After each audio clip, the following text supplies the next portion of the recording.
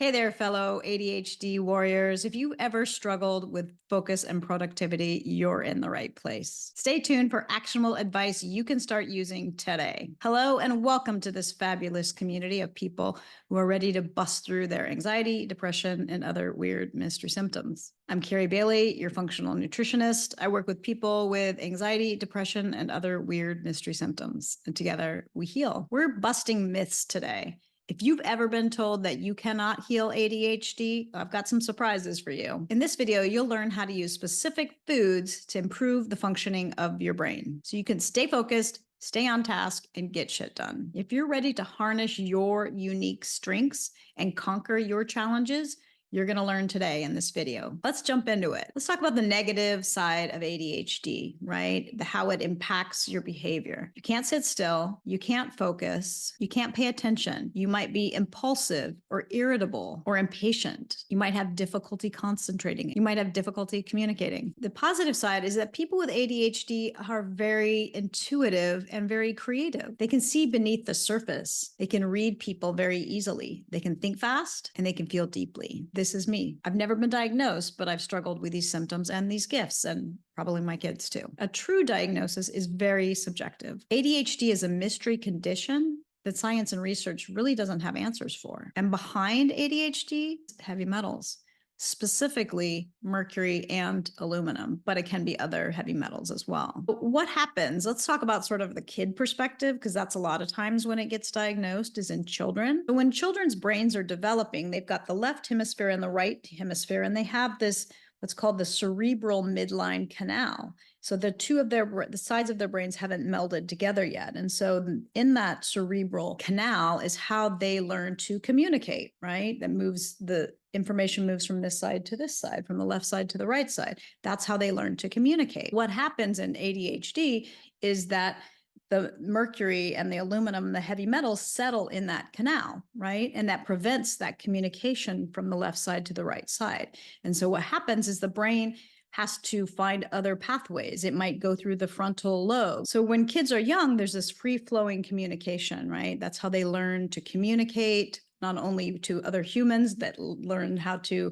communicate on the metaphysical way. Maybe they're talking to angels or guides or something else on the other side. Their invisible friend might actually be an angel or someone on the other side. A good example of this is Rain Man. Now, Rain Man technically was on the autism spectrum. He was not on ADHD, right? But it's a spectrum. So you can have a light version of ADHD. You can have a heavy version of ADHD. As ADHD gets more complicated, it can actually morph into autism, right? So it is a spectrum, and it moves. The complicated forms of ADHD become autism. But think about the gifts that Rain Man had, right? In the movie Rain Man, he was able to drop, I think it was toothpicks, right? And he could count them all. So he was given that gift because his brain had to learn new pathways to create in order to function. In order to develop these new pathways, the brain needs 3 nutrients. It needs electrolytes, it needs trace minerals, and it needs glucose. This is the fuel for the brain. This is the gas. This is what it needs to make those neurons and pathways. Because there's a huge demand for these nutrients, if they're not getting these nutrients, either they won't be able to make those pathways, they might struggle. And they might also, if they become deficient in these nutrients, they can have other symptoms along the way, as well as not being able to make those new pathways. In order to build a neuron and a pathway, it requires 2 to 3 times the glucose of just the other functioning of the brain. This is a very energy requiring skills to make neurons and pathways. Glucose and mineral salts are the brain's main fuel. So let's get back to the kids with ADHD. So if the kids have ADHD and they've got this cerebral midline canal, right?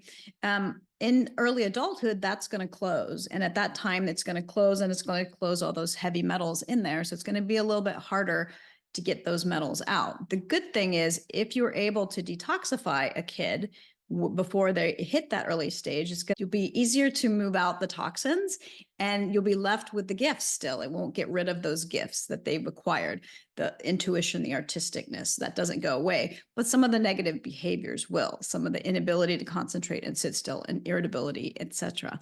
can go away. So I'll share how to detoxify those later in the video. But before I get to that, give me a thumbs up if you're enjoying this content. And if you'd like to see more content like this, please subscribe. I post a new video each week. All right, let's get into the heavy metals specifically that you're dealing with here. So you're dealing with mercury.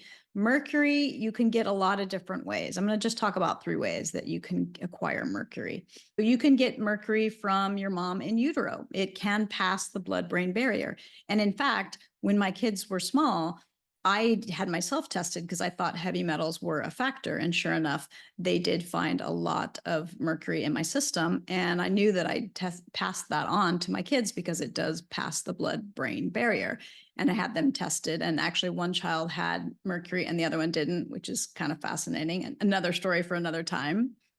But you can also get this, right? Mercury is very tiny molecule, so it can easily pass from egg to the sperm. So a lot of people think it's genetic, but it might actually be that it's in your parents and you might actually have mercury from your grandparents in your body because it does pass in the cell, right? It's very tiny in the cell and it might be passing. So even though it's not genetic, it actually is the mercury that's passing from generation to generation. In addition to mercury, it's a really good chance that you could have some aluminum in your system.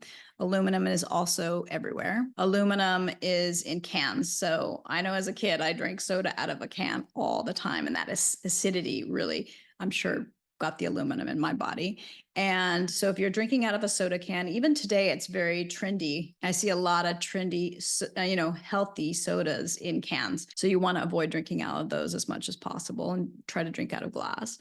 Also aluminum foil, right? If you have aluminum foil in your house, on your kitchen, that's a common way. It can easily get in your hands and get into your food and get into your body. Pesticides, fungicide, and herbicides is another way that aluminum gets in our body. So if you are eating foods that are not organic, or if you're playing soccer in a field and they spray that field with pesticides, and you're playing soccer, it's really easy for you to get exposed to pesticides, herbicides, and fungicides that way as well. So as I mentioned in the beginning of the video, you can heal ADHD. I talked a little bit about the detoxification in my last video, in my brain fog video. You can find that here. And there, look for the recipe about the detox smoothie. The other nutrients we want to bring in, as we talked about earlier, is glucose and mineral salts. The way to get glucose is fruit. Fruit is your best natural, clean source. You want bananas, berries, pears, melons, anything that's sweet. The sweeter that it is, the more glucose is probably going to have in it. Another good source of glucose is starchy vegetables. This would be potatoes, sweet potatoes, butternut squash, things like that. It's important when you're bringing these in to remember not to bring in too much fat, because again, that's going to interfere with that ability for that glucose to get into the cell. And so I would minimize the fat as much as possible. I would say that avocado is okay, maybe a little bit of hemp seeds. I would eat the fruit and the starchy vegetables away from fat as much as possible. The other foods we want to focus on are mineral salt foods. You get mineral salts from your leafy green vegetables like spinach, arugula, romaine, and broccoli. You can also get them. Another great source, one of the best resources that I found, is from fresh green juices. And I love to bring in a celery juice or a cucumber juice, or sometimes both. And you can do those first thing in the morning and really get those mineral salts going for yourself. Let's jump into supplements. There's 2 supplements that I like. One is taurine. Taurine is a calming neurotransmitter in the brain. It's also a precursor to GABA. You want to be careful with taurine because it is a sulfur-based amino acid. So if you're a person that has problems with sulfur, you don't do well with sulfur, you either want to not start here or you want to take just a pinch, open the capsule and take just a pinch out. One brand that I like, you could probably get on Amazon, is Pure Encapsulations. Make sure that you get the very smallest dosage that you can. Like a 500 milligram capsule would be a great place to start. The second supplement that I like is inositol, also called myo-inositol. Inositol helps your nervous system and it helps with a healthy mood. Inositol is part of the B family, or was part of the B family, and then they realized that you can make it in your body, but sometimes people cannot make enough inositol that they need, so they might need to supplement with more. But generally, you don't find inositol in a B complex. So you can just bring it in on its own. And I like to recommend a pure encapsulation brand. You can start with half a scoop, and you can work your way up slowly to 1 scoop twice a day. So to summarize, you can heal ADHD for sure. It's about heavy metals. It's about getting the heavy metals out.